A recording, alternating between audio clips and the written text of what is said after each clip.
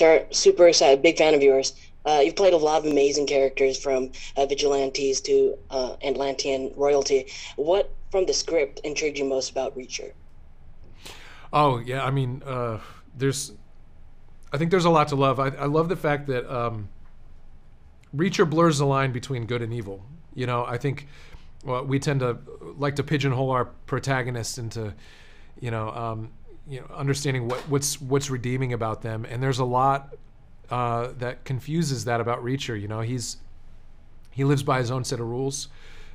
He seeks justice. He wants to protect the innocent, but at what cost? You know, I mean, there's a huge body count in his wake. You know, so it really, when he'll speak the language of the villain in order to bring the villain to justice, it just it can get it can blur those lines. I think that's a lot of fun. I think that's what makes it so interesting. I think deep down, if we search our subconscious, I think many of us crave either to be that in some small way in life, the arbiter of justice, or to see that in our own life. So I think it's a lot of fun to bring that to life. And but I was surprised reading the books at how funny they were. I laughed out loud several times, and I didn't realize it was like, I'm like, this is like a comedy to me. This guy's really funny.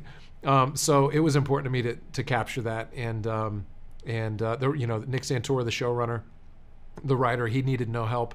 He knew exactly what to do, and it was all on the page. So that I think that's the quality that really sets us apart. It's a show that's fun to watch.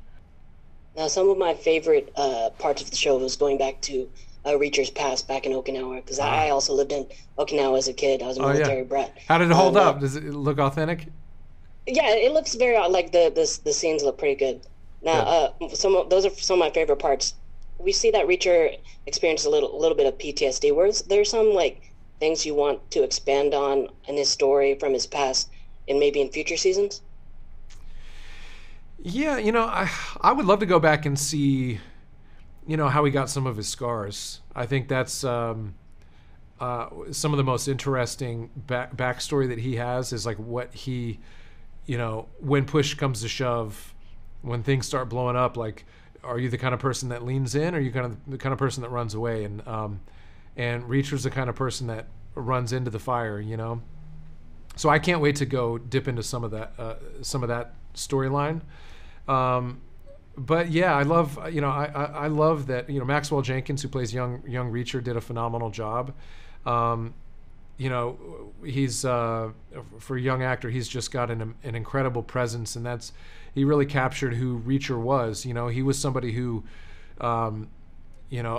always leaned into danger. He was big for his size, and he used that for good. And it's fun to get to know him like that. And not all of that lives in Killing Floor, the first book of the series.